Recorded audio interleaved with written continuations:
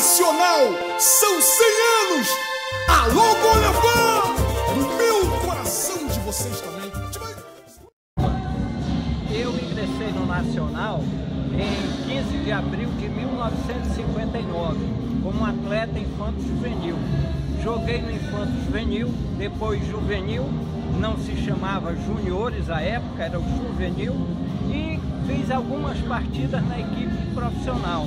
E me dediquei mais ao futebol de salão, onde eu fui craque do ano 2 vezes, em 64 e 65, tendo marcado gols decisivos para o Nacional, como no campeonato de 64, que nós derrotamos o nosso tradicional adversário, Atlético Rio Negro Clube, por 3-0 na quadra do Olímpico Clube, e saímos de lá carregados nos braços do povo. Dessa equipe faziam parte Valdir, Gadelha, Adérito, Holanda, eu, Buquiço, Baixote, Luizinho, enfim, uma série de jovens que emprestavam o seu futebol bem jogado para o Nacional.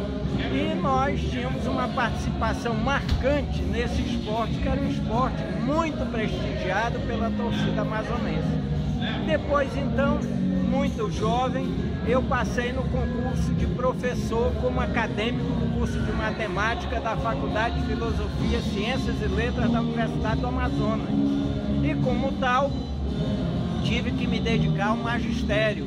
O futebol passou a ser secundário, pois eu tinha que me dedicar à profissão para o qual eu escolhi e me dedicava.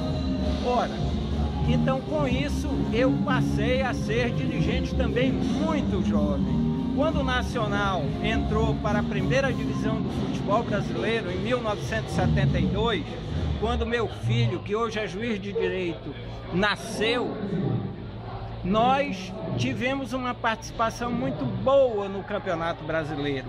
O Nacional, primeiro representante do Amazonas no Campeonato Brasileiro da primeira divisão do futebol brasileiro.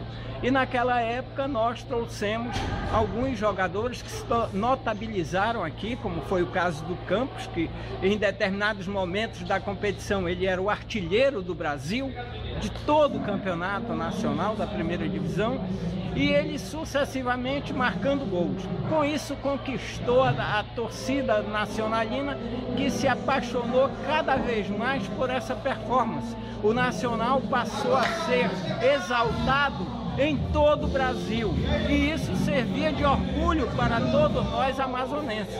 Então, nessa época, quando o Nacional saía de Manaus, ainda não tinha uma grande estrutura para contratar supervisor, para contratar coordenador de viagem, para contratar o administrador, enfim, o presidente da delegação era obrigado a fazer tudo, marcar as passagens, marcar os voos, reservar o hotel. E com isso eu tive a honra de ser escolhido pela diretoria do Nacional, na presidência do desembargador Joaquim Paulino Gomes, para ser essa pessoa que fazia tudo isso por amor ao Nacional. Então nós viajávamos constantemente. Lembro-me bem que estreamos na Bahia, contra o Bahia, na primeira divisão, em que eles tinham vários jogadores do Cruzeiro e nos ganharam de 1-0, gol do Natal, famoso, que foi ponta direita do Cruzeiro de Belo Horizonte. Voltamos imediatamente para Manaus. No jogo seguinte, na quarta-feira subsequente, enfrentamos o Flamengo do Rio de Janeiro, com Zagallo como treinador. Paulo César Caju, craque da seleção brasileira, era titular do Flamengo, foi 0-0. No jogo seguinte, logo no domingo, tivemos o jogo contra o Vasco da Gama. Na época, o Tostão, craque da seleção brasileira, havia sido vendido do Cruzeiro para o Vasco e estreou em Manaus contra o Nacional. E o Campos estava na reserva. O técnico Paulo Emílio o chamava de peladeiro e não colocava para jogar. Nesse dia o Vasco estava ganhando de 3-0. Aos 20 minutos aproximadamente do segundo tempo, ele colocou o Campos em campo. Mal o Campos entrou, fez um gol de cabeça, 3-1. O jogo imediato, que era domingo, quarta, domingo, não tinha folga. Nós fomos a Natal contra o ABC. Empatamos contra o ABC lá dentro de Natal e empatamos de 3-3 com 3 gols do Campos. Quando chegamos em Manaus, o Campos já era um ídolo. E o jogo imediato foi contra o Corinthians. Corinthians, que hoje é campeão do mundo, no Vivaldão. O Corinthians tinha à época o goleiro reserva da seleção brasileira, o lateral direito reserva Zé Maria, os 2 zagueiros de área da seleção de 70, Baldock e Luiz Carlos. E o Campos fez 2 golaços, nós ganhamos de 2-0.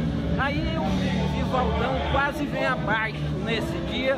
O regozijo foi enorme por parte da torcida nacionalina. O ex-senador falecido João Bosco Ramos de Lima narrava o jogo pela Rádio Difusora e vibrava tanto que ele pedia à torcida que deixasse o Campos fazer o que ele quisesse, já que ele era um homem chegado às noitadas, porque na hora do jogo ele resolvia como resolveu naquele momento. Então são momentos agradáveis que eu me lembro como dirigente. Depois então, em 75, fui eleito presidente e continuei nessa trajetória, conquistando seguidamente 6 campeonatos para o nosso clube. Daí então eu me senti regozijado no momento em que nós estamos festejando o centenário. E eu tenho certeza que eu sou um partícipe muito grande desse centenário. Por quê? Fui atleta, dirigente, chegando à presidência. E me orgulho muito de ser nacionalista. Seu glorioso pavilhão nos encoraja para a luta com a dor e união. Mas querido e sempre amado pela tua tradição de campeão, sempre consagrado no gramado ao clube amado nacional do meu coração. Vamos à luta, lutar para vencer. Se for preciso, lutar até morrer. Lutar com disciplina e destemor. Mostra a todo mundo teu valor. Tua torcida estará sempre a teu lado. Sempre fiel, meu clube adorado. Tua estrela azul é um símbolo de glória. Avante nacional para a vitória. Nacional, nacional, nacional, teu glorioso pavilhão nos encoraja para a luta com a dor e união. Mas querido e sempre amado pela tua tradição de campeão,